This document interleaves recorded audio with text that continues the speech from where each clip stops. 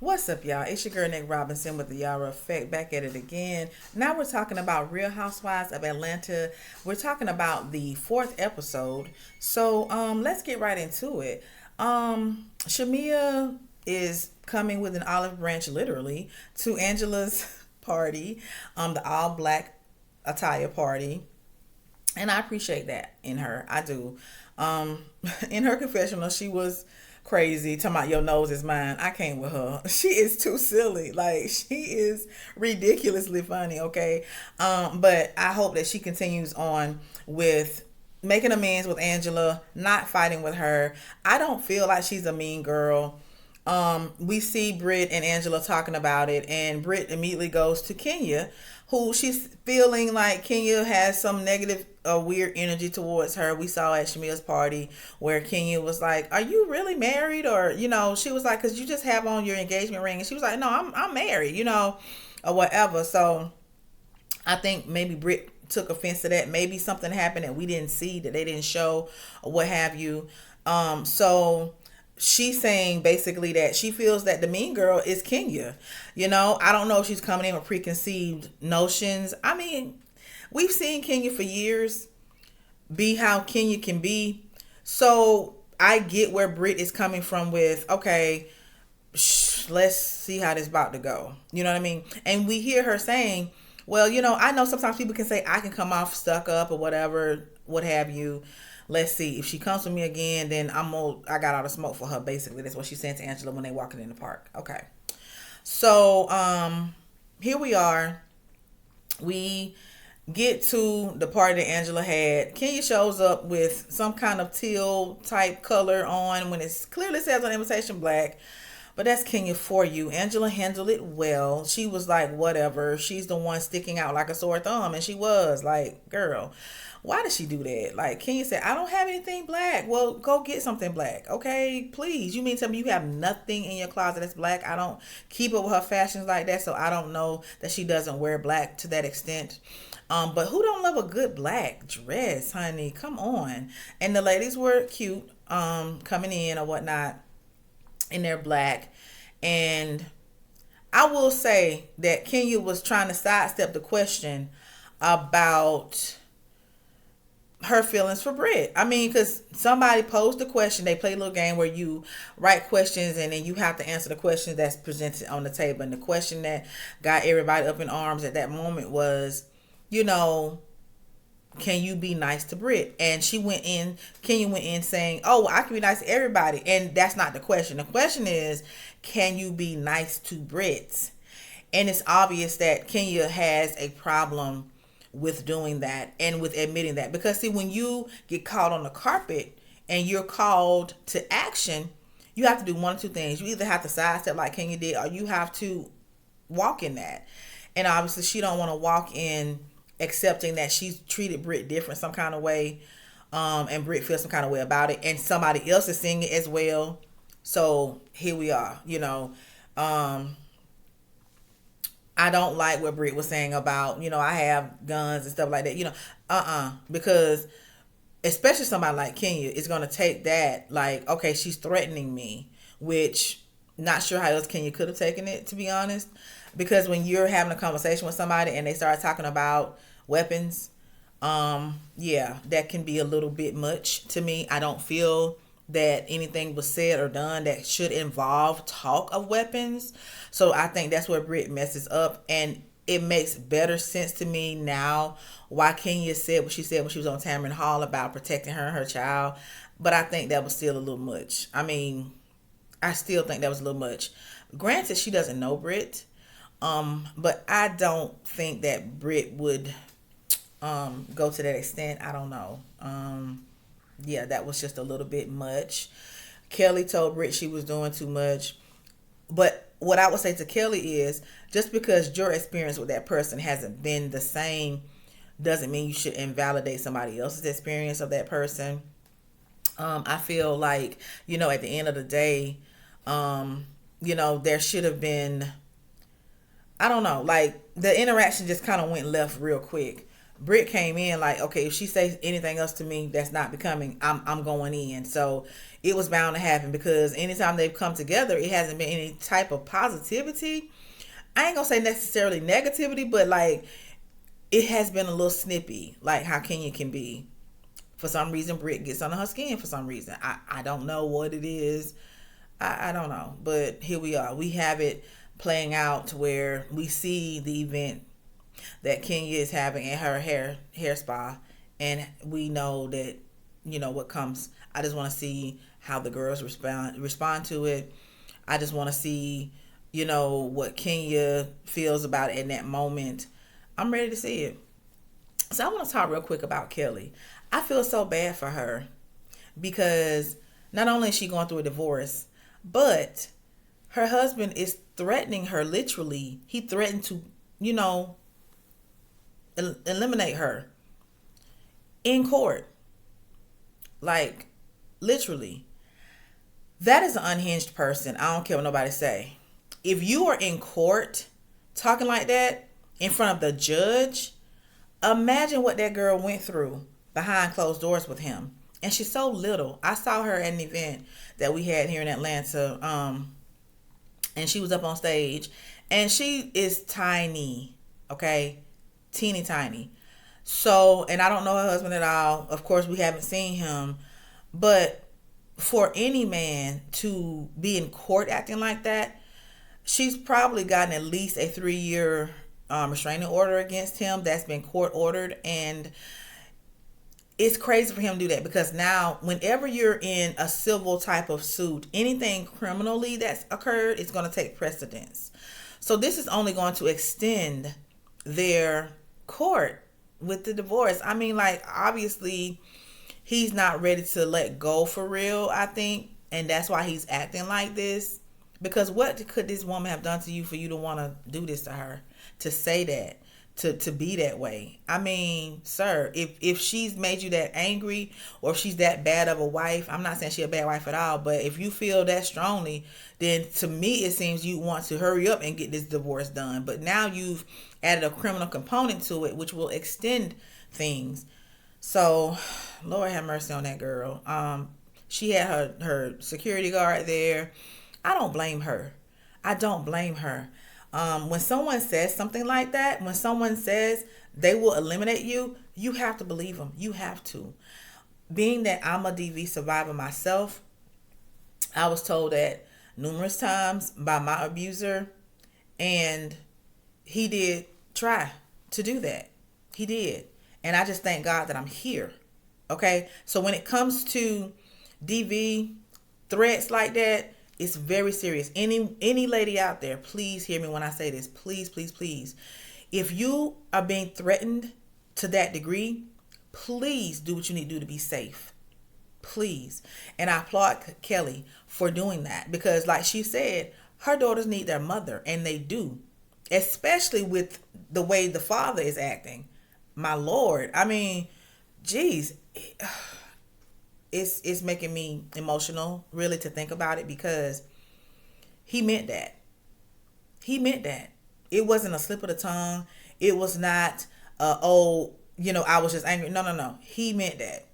So kudos to Kelly for doing what she needed to do to protect herself. And I just, send a prayer up that God protects her and keeps her safe from this man. Okay, moving to Drew. Okay.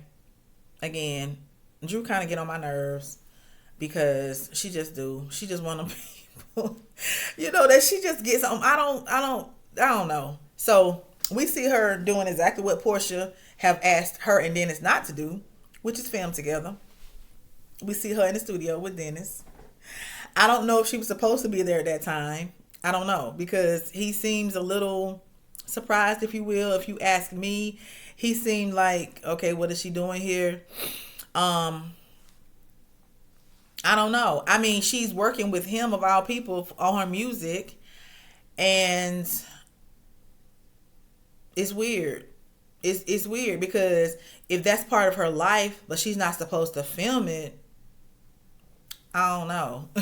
I mean, it's the Real Housewives of Atlanta, so you're supposed to be able to film what's going on in your life. But if your friend is asking you not to film with her ex fiance, because I had forgotten they were engaged. I knew they had PJ, but I had forgotten that her and Dennis were actually engaged. And she's asking you not to film with her ex fiance slash baby father. Then I think you would honor that. I mean, because we don't have to see you in the studio with Dennis, I guess. You know what I mean? Um, but we see her doing that, and so we're gonna see how Porsha responds to that. Okay, I'm proud of Porsha for how she's been handling herself because we know a few years ago it would have been on like on for real. Okay, but I think she's just emotionally kind of in a weird place because she is going through a divorce. For whatever reason, she, felt like the marriage was real. I ain't gonna say for whatever reason. Let me not say that because I don't want to come down on her. She, said she loved the man. She was married to him. She felt like, when we hear her mom talk about him, she felt like that was it for her. So, going through a divorce is tough, especially doing it in front of the world. I'm no celebrity, but I had a situation where my personal business was put on blast in a terrible way, and I'll talk about that one day when I'm ready. But it's terrible. It's awful to live this in front of the world. So I have a little sympathy for her in that. All right, moving on. So Shamea, I love her song, y'all. I listened to it, the whole thing. We see her and her sister out at the pool popping moet. You know what I'm saying? They went through two bottles of it, look like, chilling out by the pool. She Gucci down. I love Shamea's life. I mean, like, I know she has a hard time when it comes to like her daughter and her health and stuff like that. But she takes moments of being able to just enjoy herself. And when you have a sick child, it hits you different, y'all. It hits you different. As a mother that has a daughter that has, health issues and complications, it hits you different. But you can't just not live your life to some degree. It does not mean that she doesn't love her daughter. It does not mean that she's a bad mother. You know what I mean? It's just she has to be able to still have a semblance of life as well. So I love that she takes those moments. Her song is fire. I like it. Let's get to my bad. Let's get to Portia's response to it. Everybody at the table vibing. Like, we see all the ladies like, oh, okay, yeah, let's go. And Porsha sitting there like, is that you? Is that not Drew? And then I feel it was a little shady when Porsha was like, well, it sounded good. That's why I thought it was Drew. So are you saying that Shamea can't sing? Are you saying that Shamea ain't got the chops? Are you saying that Shamea's music has been subpar? I don't know what she's trying to say there, but you can see that Porsha she stood out. Everybody else was liking the song and vibing to it, and Porsha just wasn't. So we see more of a breakdown of the friendship between the ladies, as in Porsha and Shamea. I hate to use the J word, jealousy, but I don't know what else it could be. Y'all tell me. I don't know. Because like I said, Shamea is in a winning season right now. She really is. She's married and happy, and her husband just got her the Rolls Royce truck, and she's doing her music, and I mean she's just living life and doing it well. And Portia's on the opposite end of that spectrum. So I don't know. We're gonna put a pin in it and just see how it further goes awry, because based on what we know today, the relationship has gone awry. Okay, so I want to touch on Brit real quick again as it relates to her relationship with her sister. I understand the dynamic. I understand it because for a long time, like between me being divorced and getting remarried, it was about 10 years of time that I just I didn't take dating too seriously because my children were young, and I'm not a woman that just bring a lot of men around my babies and stuff like that. I'm just not. So there were only a couple of relationships that you could mention, I guess, if you will, where my children, did meet those gentlemen and it didn't work out. And then, I got with my husband, and so we're married now. The point is, though, when her sister was saying, I just want to spend time with you, I don't want to spend time with your husband and you, I understand that. Because when you are in love and you're married and your husband is your best friend, like Brit seems to have with her husband, because he's not too far from where she is, as you can see, because when she got into it with Kenya, she was on the phone like, where you at? And that's what kind of husband I have. I mean, listen, if I call him, he gonna be right there, period. So that's what it seems like she has. However, I would encourage her to still make sure she makes connections with the people in her life. It can be challenging. It can be.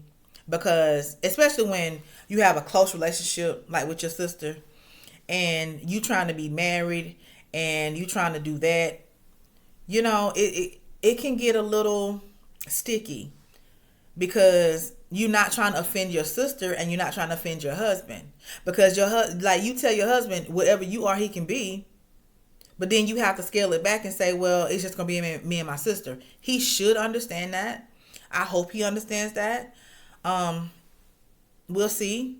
I hope her sister can get back to a place of closeness, because at the end of the day, family is family, and it can be challenging sometimes including a spouse into the family. I don't know what the dynamic is between, her husband and her sister. I hope they can work it out, though. I do. And I hope that Brit and her sister come to an understanding, and she can take the time that she needs to repair that relationship and still be happily married. I mean, it can be done. You just have to know how to navigate it, and you have to have a bit of understanding from both sides, both sisters, that, hey, my sister is married, so she's going to do married things sometimes. But, that doesn't mean that we can't still hang out. It may not be as frequently. We have to plan it, but we can still, do what we need to do as sisters. So that's my recap on Real Housewives of Atlanta. The season is going, it's going. I'm not saying I need drama. I'm not saying any of that. It's just unfolding slowly but surely. I appreciate it. We see, Raph and Drew in the yard or whatever, talking to each other. I don't know how to feel about that. I guess they have to communicate when it comes to the children. It's weird having your estranged husband living downstairs, because when I decided to leave my first marriage, I left the house. I had to get some distance and space, because how can you go through a divorce and the man is right downstairs? It's weird. And then we see he had to leave because it was her time with the kids, and it's just, I don't know. I wish them well on that journey, because I don't envy that at all. But y'all tell me what y'all think. How do you think the season is going so far? How do you think things will, roll out? We see, Porsha leaving Kenya's event when Kenya went way down low and did what she did.